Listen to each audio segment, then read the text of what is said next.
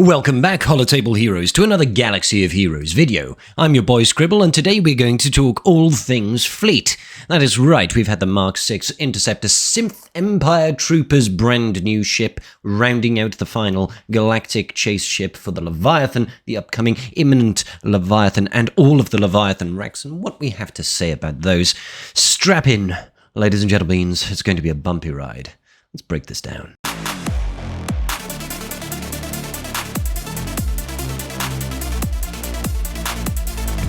So give it up.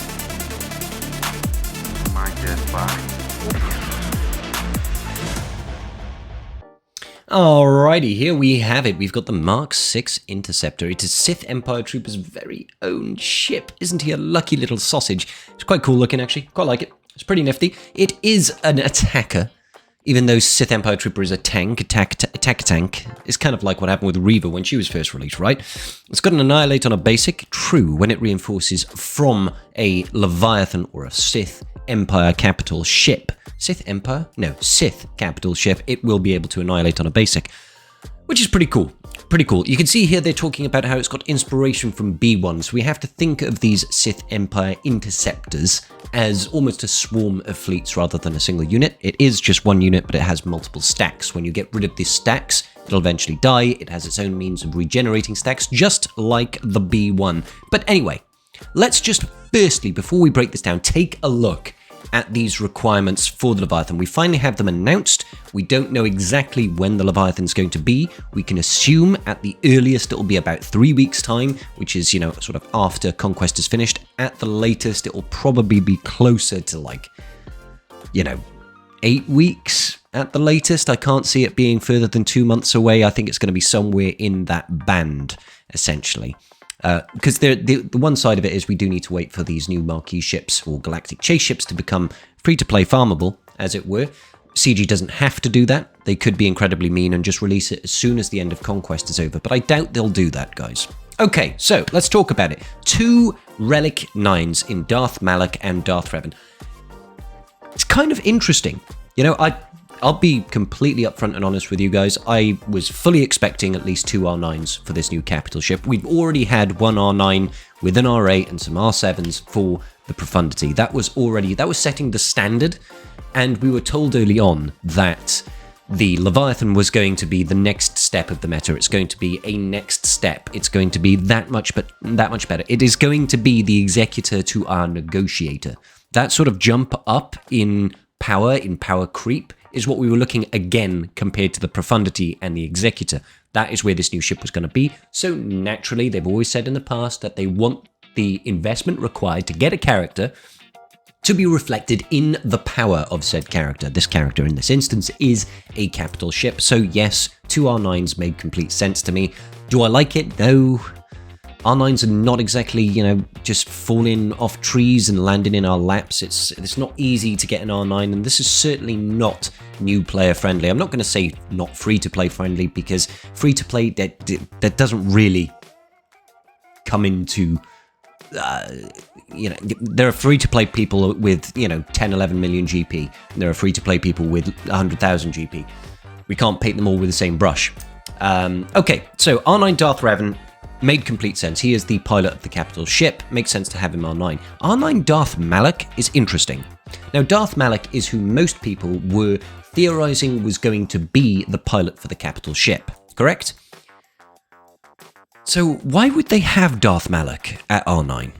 They didn't want to use him as the pilot. Well, we assumed we didn't want him to use him as the pilot, because if we had him as the pilot, so many people have already got an R9 Darth Malak, so why would they have him as a requirement? They want to try and maximize the amount of the player base that is investing in high-level relics. But if they're throwing both of them in, they could have just made Malak the capital ship pilot anyway.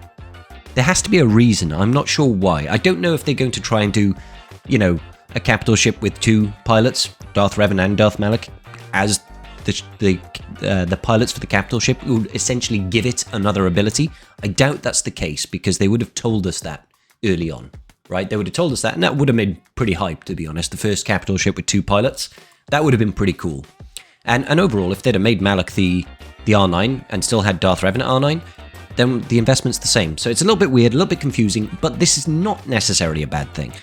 R9 Darth Revan doesn't give anybody anything. I'll be honest, guys. Darth Revan is a phenomenal character. He is a great character, really powerful, but he is not powerful because of relic levels. He is powerful because his kit is powerful. He needs speed, so you want to get him to a minimum of relics, right? You want to get him to a minimum of gear 13 to gain all of the speed benefits that he gives. Anything up to R5 is perfectly fine. You get to use datacrons and all that sort of good business.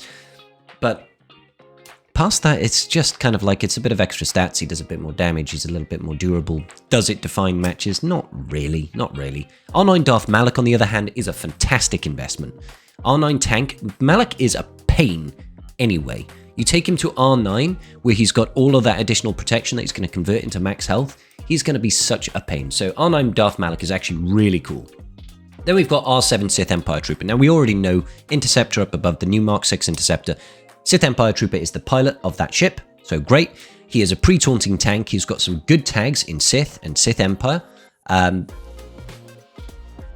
he's a tank. It's like, that's okay. I mean, sure, you don't... R7, a lot of people have probably got a lot of people have probably got Sith Empire Trooper at that high relic level. It's not a terrible investment.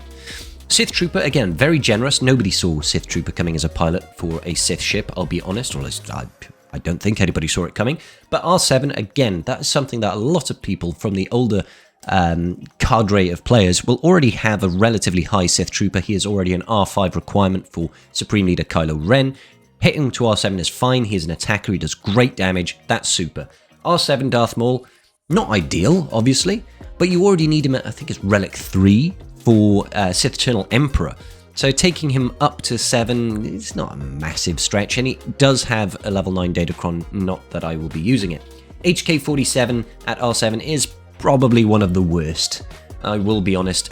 HK47 at Relic 7, it's not that HK47 is bad. He had a really good place in the meta back in the Darth Revan, Darth Malak versus JKR meta. He destroys Jedi in that scenario. But in these days, he's lost a lot of his power because Darth Revan simply does not get paired up with HK anymore. So he loses a big chunk of that power.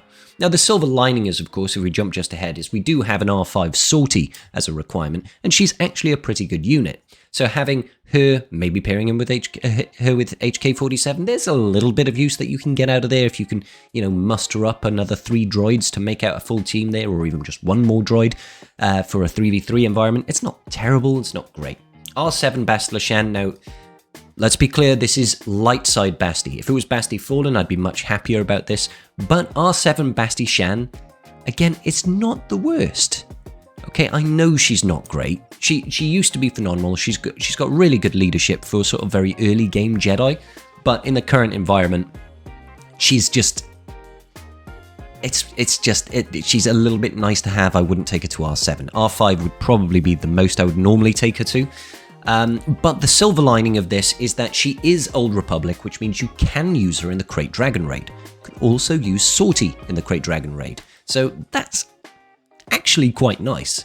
Sith Assassin, again, not a great character. Everybody saw this was coming when we saw the new Sith ship, and we knew we were going to have this Sith fighter over here as a requirement at 7 stars. You're going to need Sith Assassin to be a pilot within this capital ship meta anyway. I mean, like I said, same goes for Sith Trooper, same goes for Sith Empire Trooper, same goes for Darth Revan. A lot of them are going to feed into the own capital ship, and then you're obviously going to have the likes of Maul. Maul is also pilot of the Scimitar, so he's also going to be required for the Leviathan anyway. So Sith Assassin is not great, obviously, but you kind of need it anyway. Now, the ships are obviously the new marquees that we've had, the Mark 7 Interceptor and the TIE Dagger as well. That makes complete sense, as well as the Fury class Interceptor. That is coming from this version of Conquest, the new version of which is starting on Monday. Make sure you check out my guides on how to get red box for that, guys. It's incredibly important.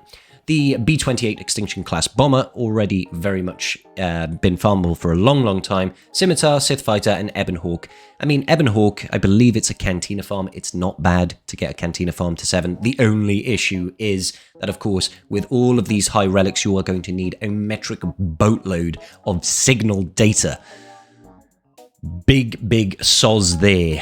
I've taken a look at the amount of signal data, the amount of carbonite circuit boards, electrium conductors, and bronzium wirings that I'm going to need to get all these characters to these high relic levels, because I do not have much of these at high relics. and it's going to be painful. But overall, what do I think about these requirements? Quite reasonable, to be honest. Now, I get it. New players are like, oh my god, how will I ever reach that? And I'll tell you, new players, this is not for you. I'm sorry, but Executor is relatively early game feasible for a lot of players. You can get an Executor with relative ease, and it will do you wonders in Fleet Arena and Grand Arena if you focus it and then maybe slip into C. As, you know, an offshoot of that, you already start building up your Imperials, you start building up your Bounty Hunters, you drop into C, you can build out an Imperial Trooper team, you can start building out your Sith team, and then you can maybe think about, oh, do I start pushing for Jabba now, and then I can get Profundity and all this business. So this capital ship is not for the new player. It isn't. It isn't for the new player at all, guys. So this is for the people that have already got their Executors, they've already got their Profundities, they've already got their GLs, apart from Slacker. I really need to get that unit, right? So I'm not mad. It's going to be difficult. We always knew it was going to be a slog to try and get it. I would say if you are trying to get it first time round, which most people should try if they want to remain competitive at the top end of the game, start farming now. Start farming now, even if you're sort of mid-game. If you think it's feasible for you to get this many Relic 8s and Relic 9s and Relic 7s and Relic 9s, then go for it, because I guarantee you this ship is going to change the dark side fleets in Rise of the Empire, and it is going to be meta-defining as far as fleet and GAC and TW is concerned. It's going to be that good. I'm sure of it. Okay? Cool. Groovy. One thing that I do want to mention, though, is it feels like this fleet is already incredibly saturated. It feels like this fleet is incredibly saturated, and I don't know if you agree with me on this. Because if we have a look at this now, obviously we're going to have the Leviathan, right? That's the capital ship. We're going to have the new Interceptor, okay? That's one ship. Then we are going to have the Fury-class Interceptor, 2 ships, TIE Dagger, 3 ships, Extinction-class Bomber, 4 ships, Scimitar, 5 ships, Sith Fighter, 6 ships. 6 ships. We start off with 3 on the field. 3 reinforcements? That doesn't normally happen in a general fleet scenario. In a general fleet, especially in the current age of Executor and Profundity, where you lose the capital ship before you start making it to your 3rd reinforcement. I'm wondering how we're going to get all these ships out. How are they going to do it? Unless the Leviathan has got something like double reinforce as one of its abilities, so instead of reinforcing 1 unit, you can reinforce 2 ships at once. It feels overkill, you know? It feels like we have too many Sith ships. Maybe CG has just conditioned us to having to short man all of our fleets these days, because let's face it, Malevolence, you don't use a full fleet. Negotiator, you don't use your full fleet. You can underman 2 Empire fleets with the Chimera and the Executrix, and then Executor, you don't use a full fleet. Profundity, you don't use a full fleet. We've been so conditioned to just using, 4 or 5 ships. 6 all of a sudden feels like we're being spoiled, and are we losing some of the value here? Anyway, let me know your thoughts in the comment section down below. Let's move on to the actual kit reveal here, though. So, the Mark 6 Interceptor. The basic is called Deadly Stack. It comes out and it shoots people in the face. Just what you would expect of a ship. Alright. It gains additional effects based on how many stacks of Devouring Swarm it has. If it has below 10 stacks and another non-capital Sith ship is an ally and active, gain 10 stacks. So basically, if you're on the field and you've got a Sith ally, when it uses a basic, when it has less than 10 stacks, it gains 10 stacks. If it has over 20, it gains crit damage up. If it has over 30, then it applies shock, which is really interesting because we've never seen shock in fleet before. I don't think so. So shock will stop recovery, it will stop TM games. So that's quite cool, actually. If above 40 stacks and it's got a Sith Empire capital ship, it will cleanse all the stacks off and it will insta-kill an enemy. Now this ties into its reinforcement ability. Let's just jump down to that real quick. So over here, the reinforcement over here, enter the battle, gain 5 stacks of Devouring Swarm, yada yada yada, for every other allied reinforced ship. That's a bit weird. But if the capital ship is Sith Empire, i.e. if the capital ship is the Leviathan, it gains 30 stacks. It already starts with 10, so that means it's immediately going to come in with 40 stacks. That means when you basic, you are going to kill a ship.